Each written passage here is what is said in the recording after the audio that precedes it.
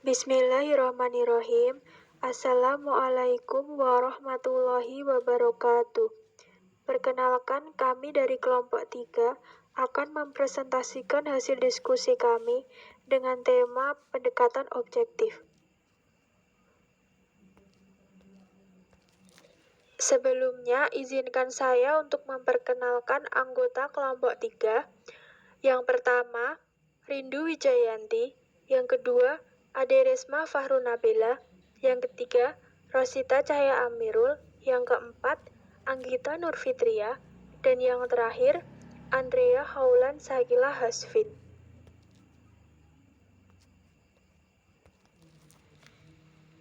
Pengertian penelitian sastra. Penelitian sastra adalah usaha pencarian pengetahuan, pemberian makna dengan hati-hati dan kritis, secara terus-menerus terhadap masalah sastra. Dalam pengertian ini, penelitian sastra merupakan disiplin ilmu yang mempunyai objek, pendekatan, dan metode yang jelas. Oleh karena itu, penelitian sastra pada dasarnya sama dengan kritik sastra.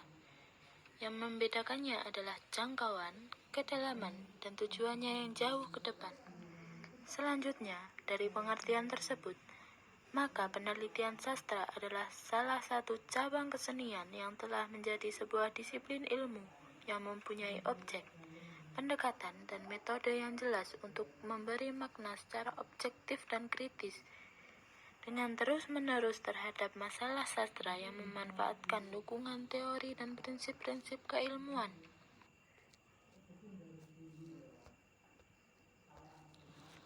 Tujuan penelitian sastra antara lain yang pertama, untuk mengeksplorasi materi terpublikasi dan juga materi yang tidak dipublikasikan saat ini.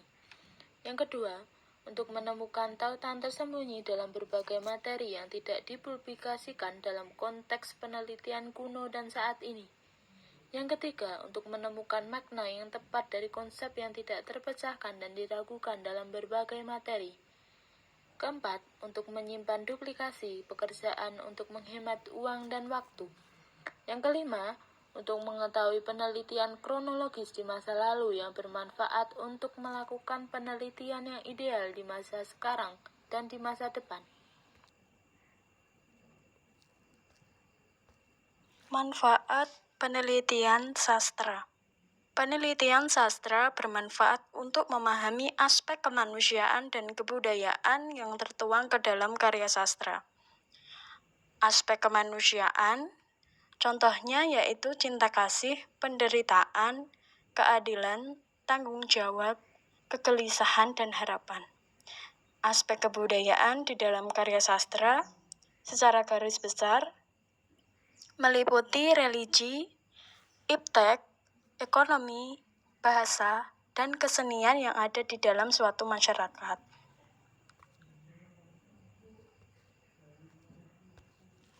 Tujuan penelitian menggunakan pendekatan objektif. Antara lain, A. Mendalami unsur-unsur intrinsik karya sastra secara bentuk dan isi karya sastra yang dibuat pengarang. B. Mengenal lebih dekat karya sastra sebagai unsur yang otonom terlepas apapun di luar karya sastra itu sendiri. C. Mendeskripsikan semua unsur-unsur intrinsik karya sastra secara bersama-sama untuk memperoleh makna karya sastra secara menyeluruh. D. Mengetahui berbagai unsur-unsur intrinsik yang ada dalam karya sastra. Kemudian yang selanjutnya ada manfaat penelitian menggunakan pendekatan objektif. Yang pertama yaitu memperoleh pemahaman secara mendalam terkait amanat yang disampaikan pengarang. Yang kedua, mengenal lebih mendalam akan tokoh, latar, amanat yang disampaikan dari karya sastra yang dibaca. Yang ketiga, memberikan pengalaman serta kesan dari unsur intrinsik karya sastra yang kita baca. Kemudian yang keempat, melihat keindahan dari isi karya sastra. Yang kelima, memperoleh pemahaman menyeluruh karya sastra yang dibuat pengarang. Yang keenam, memperoleh acuan kritik serta saran masukan kepada pengarang terhadap karya yang ia buat agar lebih baik ke depannya. Berikut ini ada pendekatan objektif terhadap karya sastra. Pendekatan objektif adalah pendekatan yang memfokuskan perhatian kepada karya sastra itu sendiri. Pendekatan ini memandang karya sastra sebagai struktur yang otonom dan bebas dari hubungannya dengan realitas, pengarang, maupun pembaca. Pendekatan ini juga dapat disejajarkan dengan pendekatan yang digagas oleh Welek dan Warren 1990 sebagai pendekatan intrinsik karena peneliti lebih memfokuskan penelitiannya pada unsur intrinsik karya sastra yang dipandang memiliki kebulatan, koherensi, dan kebenaran sendiri.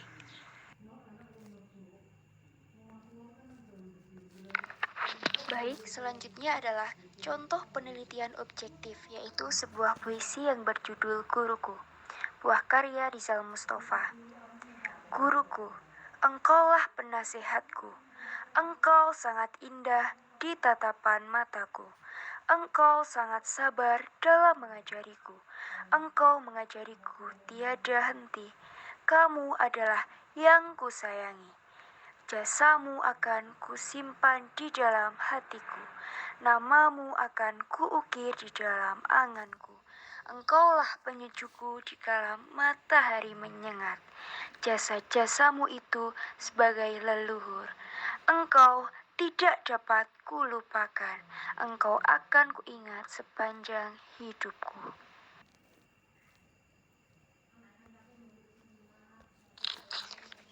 Nah, dari puisi di atas bisa kita analisis bahwa puisi di atas itu bertemakan tentang jasa seorang guru kepada muridnya. Puisi tersebut menggambarkan dengan jelas mengenai jasa-jasa yang telah diberikan oleh seorang guru kepada penulis dan bahkan para pembaca.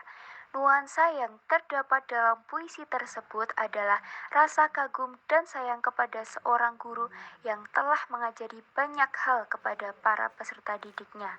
Nuansa tersebut didukung dalam tiap baris yang terdapat di dalam puisi, seperti dalam baris yang berbunyi, "Kamu adalah yang kusayangi."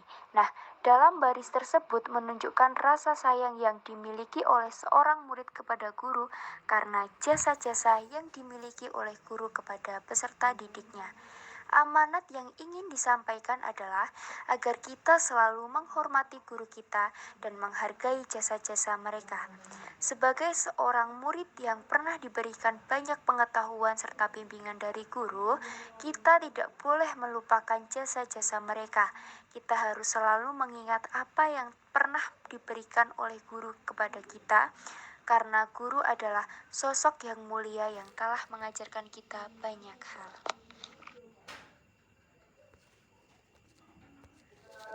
Nah, yang terakhir, kesimpulan pendekatan objektif adalah pendekatan yang memfokuskan perhatiannya kepada karya sastra itu sendiri.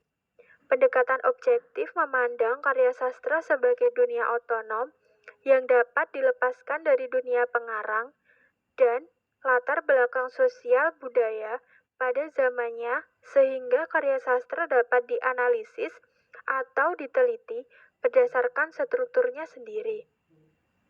Karya sastra dapat dipahami berdasarkan segi atau unsur-unsur intrinsik yang melekat pada karya sastra tersebut.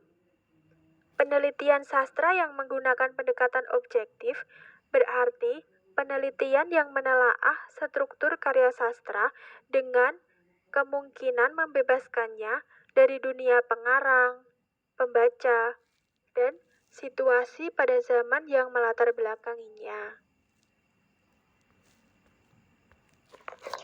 Demikian presentasi dari kelompok kami, semoga bermanfaat bagi kita semua. Apabila ada salah kata, kami mohon maaf. Terima kasih. Wassalamualaikum warahmatullahi wabarakatuh.